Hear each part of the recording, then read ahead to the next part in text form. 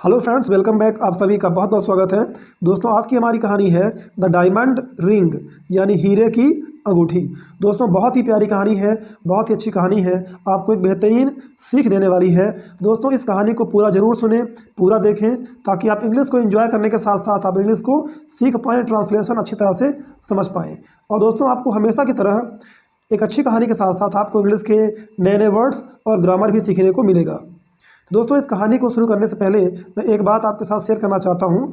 दोस्तों, जैसे आपके साथ कोई भी सेंटेंस है, मतलब आपके पास कोई भी एक इंग्लिश का सेंटेंस है, आप उसको पढ़ते हैं, ठीक है, और आपको उसको प्रॉपर हिंदी में ट्रांसलेट करना है।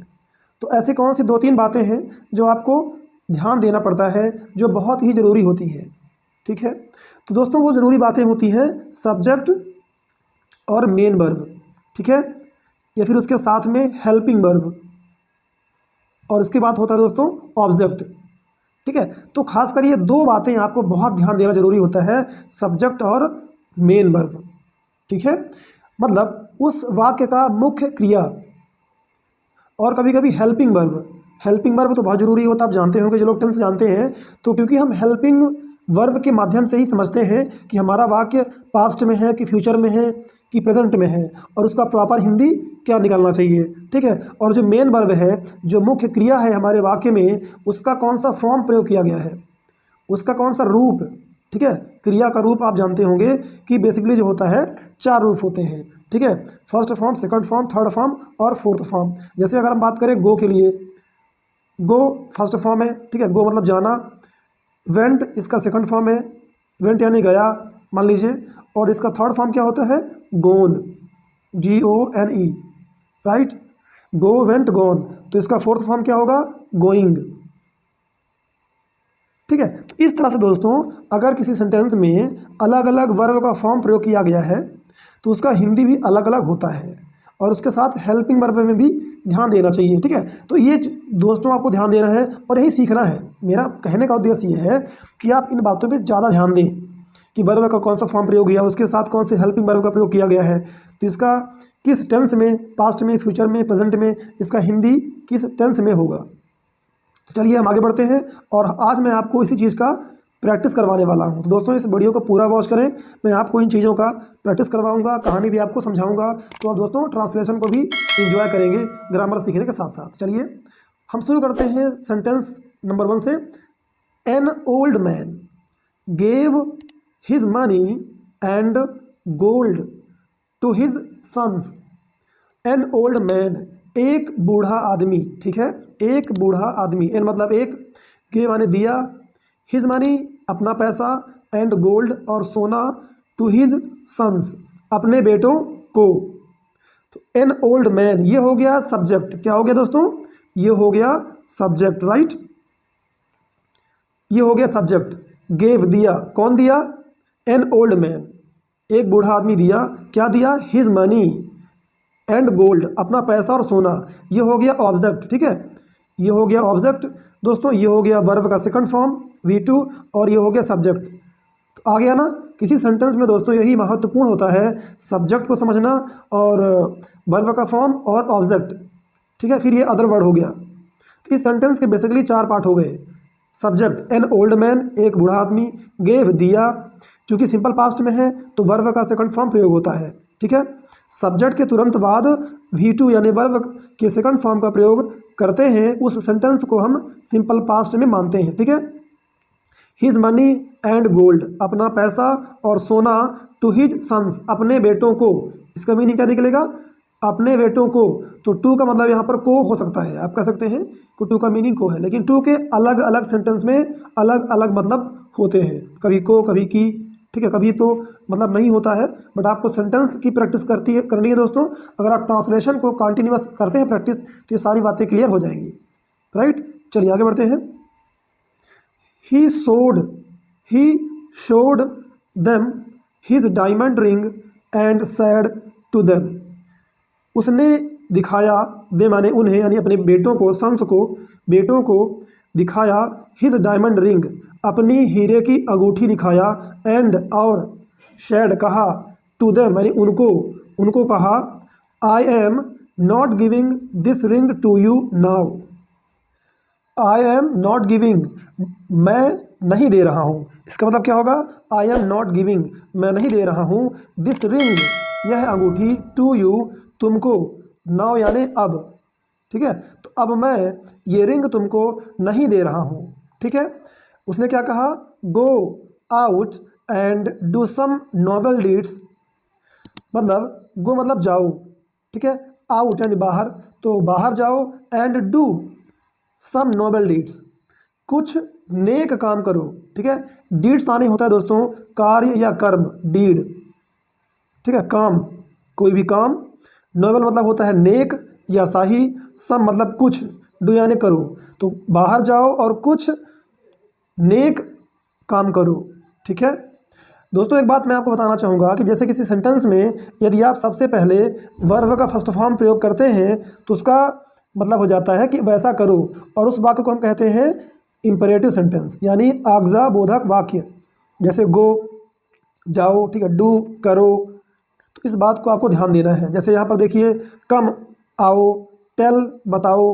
तो जब सेंटेंस में किसी वर्ब का फर्स्ट फॉर्म प्रयोग करते हैं तो उसका मीनिंग सीधे क्या हो जाता है कि ऐसा करो।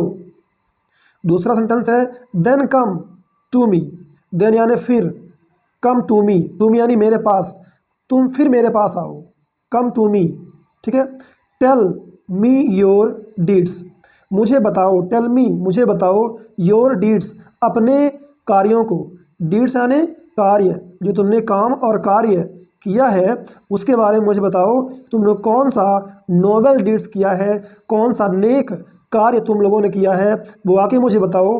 ठीक है, then I will give this diamond ring one of you, फिर, देन यानी फिर आई विल गिव मैं दूंगा, आई विल गिव। ठीक है दोस्तों, ये सेंटेंस हमारा सिंपल फ्यूचर टेंस का है। Will give, will play, will go, है ना। तो मैं तुम्हें दूंगा दिस डायमंड रिंग, यह हीरे की अंगूठी, टू वन ऑफ यू, तुम में से किसी एक को, वन ऑफ यू यानी कि तुम में से किसी एक को मैं ये हीरे की अंगूठी दूंगा। देखिए कितनी अच्छी बात है कि वो पेरेंट्स अपने बच्चे को जो है डायमंड की रिंग देने के लिए एक शर्त रखी है कि भाई जब तुम कोई अच्छा कार्य और कोई नेक कार्य तुम करके आओ तुम लोग, फिर मैं जानने के बाद मैं तुम्हें ये डायमंड की रिंग दूंगा। ठीक है, यानी वो परखना चाहता है, अपने बच्चों की क्वालिटी को जानना चाहता है। The ring will be the reward for the noblest deed, उसने कहा जो ये रिंग है, जो ये अंगूठी है, विल बी यानी होगा या होगी, द रिवार्ड, रिवार्ड यानी पुरस्कार, तो यह अंगूठी पुरस्कार होगी, फॉर द नोबलेस्ट डीड, जो सबसे नेक कार्य होगा। नोबलेस्ट डीड यानी सबसे नेक कार्य जो होगा उसके लिए, फॉर यानी के लिए, तो उसके लिए यह अंगूठी एक पुरस्कार होगी। क्या होगी? पुरस्कार होगी। ठीक है, यानी पुरस्कार के तौर पर वह देना चाहता है। द सन्स वेंट आउट, वे बेटे, वो जो लड़के थे उसके बेटे थे, वे बाहर चले गए, यानी सन्स वेंट आउट यानी कि वे बेटे बाहर चले गए, वेंट आने गए। वेंट क्या है दोस्तों? गो का सेकंड फॉर्म है। ठीक है, जैसा कि मैंने आपको स्टार्टिंग में बताया था। नेक्स्ट क्या है? दे डिड नोबल डीड्स, वे किए, दे डिड, डिड क्या है? डू का second form, do, did, done. वे किए, दे यानी वे, तो वे किए नोबल डीड्स यानी कि नेक कार्य, नेक कर्म, ठीक है, अच्छे कार्य वे किए। आफ्टर सम टाइम, कुछ समय के बाद, सम यानी कुछ, आफ्टर यानी बाद में, ठीक है, कुछ समय के बाद, कुछ टाइम के बाद, दे रिटर्न, दे यानी वे, रिटर्न यानी वापस होना, तो वे वापस हुए। ठीक है, रिटर्नड, वे वापस आए, टू देयर फादर, अपने पिता के पास। ठीक है, देयर मतलब अपने भी होता है और देयर का मतलब उनके होता है। जो सेंटेंस में आपको उपयुक्त लगता है आप वो समझ सकते हैं। ठीक है, लेकिन जब देयर के बाद कोई नाउन का प्रयोग होता है, ठीक है, जैसे फादर एक कॉमन नाउन है, तो वहाँ पर देयर का मतलब होता है अपने। ठीक है, कि वे अपने फादर के पास रिटर्न हुए, वापस आए। One of the sons said, sons यानी बेटों, तो बेटों में से एक ने, वन ऑफ द सन्स यानी उन बेटों में से एक ने कहा, सैड, सैड क्या है दोस्तों? से का सेकंड फॉर्म है, से, सैड, सैड। उनमें से एक ने कहा, फादर, पिता, गिव मी द रिंग यानी वो अंगूठी, द रिंग वही अंगूठी के बारे में बात कर रहे हैं, इसलिए हमने द का प्रयोग किया है। एक निश्चित चीज़ के बारे में बात कर रहे हैं कि वो अंगूठी मुझे दो या दीजिए। फिर से सेंटेंस में सबसे पहले वर्ब का फर्स्ट फॉर्म आ गया, इसलिए इसका मीनिंग क्या होगा, दीजिए। अपने से बड़ों के लिए हम दीजिए बोलते हैं, अपने बराबर वालों के लिए हम दो कह सकते हैं कि भाई मुझे दो। गिव मी द रिंग, मुझे वो अंगूठी दीजिए। I have done a great and noble deed. I have done मैंने किया है या कर चुका है, ठीक है, कर चुका हूँ। हैव डन, हैव के बाद थर्ड फॉर्म आ गया, इसलिए ये प्रेजेंट परफेक्ट टेंस का होगा और इसका हिंदी क्या निकलेगा, किया है, कर लिया है या फिर कर चुका हूँ, इस तरह से। ग्रेट यानी महान, बड़ा, नोबल डीड यानी कि नेक कर्म या नेक कार्य। तो मैंने एक बड़ा, एक ग्रेट और नेक कार्य किया है, इसलिए मुझे वो अंगूठी दीजिए, ठीक है।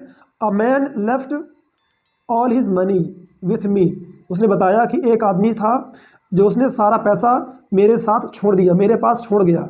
लेफ्ट यानी छोड़ दिया, ठीक है। Leave, left, all his money अपना सारा पैसा, विथ मी मेरे साथ छोड़ दिया। बता रहा है वो कि मैंने कौन सा ऐसा महान कार्य किया है, बड़ा कार्य किया है। देखिए वो क्या बताता है, ही ट्रेवल्ड टू मैनी कंट्रीज। वो बता रहा है कि जो व्यक्ति मुझे अपना सारा पैसा सौंप दिया है, वो क्या हुआ कि वो कई देशों की यात्रा में चला गया था। ही ट्रेवल्ड उसने यात्रा किया, टू मैनी कंट्रीज़ कई देशों का, मैनी मतलब कई, कंट्रीज यानी देशों, तो कई देशों की यात्रा किया। देन फिर, ही का केम टू मी, देन यानी फिर वह, ही यानी वह, केम यानी आया, कहाँ आया, टू मी मेरे पास आया, है ना, फिर वो लौट के मेरे पास आया। He wanted his money back, वह अपना मनी, अपना पैसा वापस चाहता था। बैक यानी वापस, वह अपना पैसा हमसे वापस चाहता था। I return his money to him, I मतलब मैं, रिटर्न यानी वापस करना, ठीक है। सॉरी यहाँ पर जो है वापस करना होगा, बाय मिस्टेक मैंने लिख दिया वापस आया। आई रिटर्न यानी मैंने वापस कर दिया, हिज मनी टू हिम यानी उसे, तो मैंने उसे उसका मनी, उसका पैसा मैंने वापस कर दिया। यानी कि ये जो काम था एक ईमानदारी वाला काम था। वो बता रहा है कि मैंने अच्छा काम किया है, मैंने ईमानदारी वाला काम किया है। वो अपने फादर को समझा रहा है, एक्सप्लेन कर रहा है, ठीक है।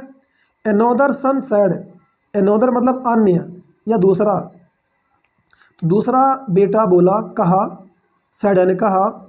A child fail into a river, उसने कहा एक बच्चा, एक चाइल्ड, फेल यानी गिर गया। फेल क्या है दोस्तों, फॉल का सेकंड फॉर्म है, फॉल, फेल, फॉलन। एक बच्चा इनटू अ रिवर एक नदी में, इनटू यानी में, गिर गया। The water was carrying the child away, यानी जो नदी का पानी था, द वाटर यानी वो पानी जो था नदी का, इसलिए यहाँ पर द का प्रयोग किया गया है क्योंकि हम स्पेशली उस नदी के पानी की बात कर रहे हैं। The water was carrying, carry मतलब होता है ले जाना, ठीक है, या ढोना, तो वो ले जा रहा था। ये सेंटेंस दोस्तों पास्ट कॉन्टिन्यूअस में है। जब वॉज वर्ब के बाद आईएनजी फॉर्म आ जाए तो आप समझ जाओ कि वहाँ पर पास्ट कॉन्टिन्यूअस टेंस है, ठीक है। द चाइल्ड यानी उस बच्चे को, अवे मतलब दूर, अवे दूर, उस बच्चे को वो पानी दूर ले जा रहा था। आई जंप्ड इनटू द रिवर, मैं पानी में जंप कर गया यानी कि कूद गया, तो मैं पानी में कूद गया, उस नदी में कूद गया। I saved the child, saved यानी बचा लिया, मैंने उस बच्चे को बचा लिया, ठीक है। द चाइल्ड यानी उस बच्चे को बचा लिया, द चाइल्ड उसी चाइल्ड को। द का प्रयोग करते हैं जब वही चीज़ बार बार आती है, हम उसका प्रयोग, उसी निश्चित चीज़ का हम प्रयोग करते हैं बार बार, ठीक है। चलिए नेक्स्ट क्या है, द थर्ड सन सैड, तीसरा बेटा बोला या कहा। फादर पिता, प्लीज़ लिसन टू मी, कृपया मुझे सुनिए। लिसन टू मी मुझे सुनिए। माई enemy was sleeping, my enemy, enemy यानी शत्रु, तो मेरा शत्रु सो रहा था, राइट। मेरा शत्रु क्या हो रहा था, सो रहा था। वॉज स्लीपिंग, ये भी पास्ट कंटिन्यूस में है, ठीक है। On the edge, on the edge, इसको दोस्तों एज पढ़ेंगे, यहाँ डी साइलेंट है। एज, एज मतलब होता है किनारा, ठीक है। तो वह क्या था, अ ह्यूज रॉक, एक बड़े चट्टान के किनारे सो रहा था। ऑन द एज, किनारे पर, of a huge rock, huge यानी विशाल, विशाल या बड़ा, ठीक है। तो वह उस चट्टान के, उस विशाल रॉक चट्टान के किनारे पर सो रहा था। भाई अगर उसकी नींद में अगर वो करवटें बदलता तो हो सकता था कि वो नीचे गिर जाता और उसकी मौत हो जाती, ठीक है। तो इस तरह से बता रहा है कि उसको जो है मैंने जगाया। देखिए, आई वेंट टू हिम, मैं उसके पास गया। आई वेंट, मैं गया, टू हिम, उसके पास गया। And woke him up, him यानी उसे, हिम यानी उसे, वोक मतलब जगा दिया। दोस्तों देखिए, वेक मतलब होता है जगाना, wake up, wake up, wake up मतलब जगाना या जागना, ठीक है। उसी का सेकंड फॉर्म है हिम यानी उसे। तो मैंने उसे जगा दिया ताकि वो नींद में कहीं गिर न जाए और उसकी मौत भी हो सकती थी, इसलिए मैंने उसको जगा दिया।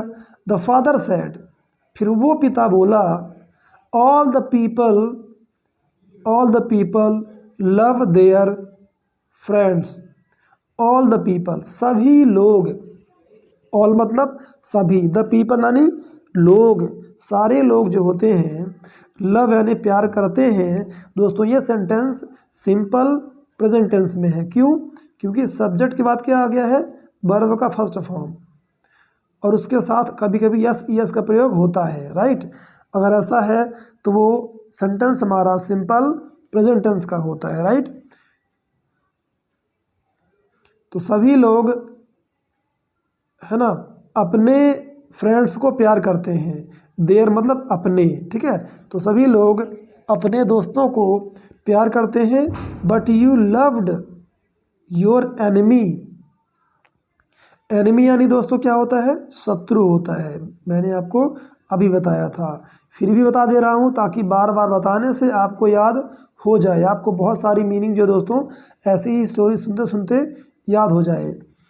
बट लेकिन, यू लव्ड, लव्ड यानी प्यार किया, तो तुमने, यू यानी तुमने, लेकिन तुमने अपने एनिमी को, योर एनिमी, अपने शत्रु को तुमने प्यार किया। फ्रेंड को तो हर कोई प्यार करता है, अपने दोस्तों यारों को तो सब कोई मानता है, लेकिन तुमने अपने दुश्मन की जान बचाई है, अपने दुश्मन के साथ प्यार दिखाया है, तो ये एक बहुत अच्छी बात है। Okay, you saved him from his death, you saved him from his death, तुमने उसे उसकी मृत्यु से बचाया, ठीक है। Yours is the noblest deed, yours यानी तुम्हारा, तुम्हारा जो कार्य है वो सबसे नोबलेस्ट है, यानी सबसे नेक है। Yours is the noblest deed, यानी तुम्हारा सबसे नेक कार्य है, कर्म है। टेक दिस रिंग, यह रिंग लो। तो इस तरह से जो तीसरा बेटा था उसको उसने उस डायमंड की रिंग को दे दिया। दोस्तों आई होप दैट कि आपको ये वीडियो पसंद आई होगी तो लाइक ज़रूर कर दीजिएगा और अपने दोस्तों को भी शेयर ज़रूर कर दीजिएगा। हम फिर मिलेंगे अगली वीडियो में इसी तरह की इंटरेस्टिंग स्टोरी के साथ।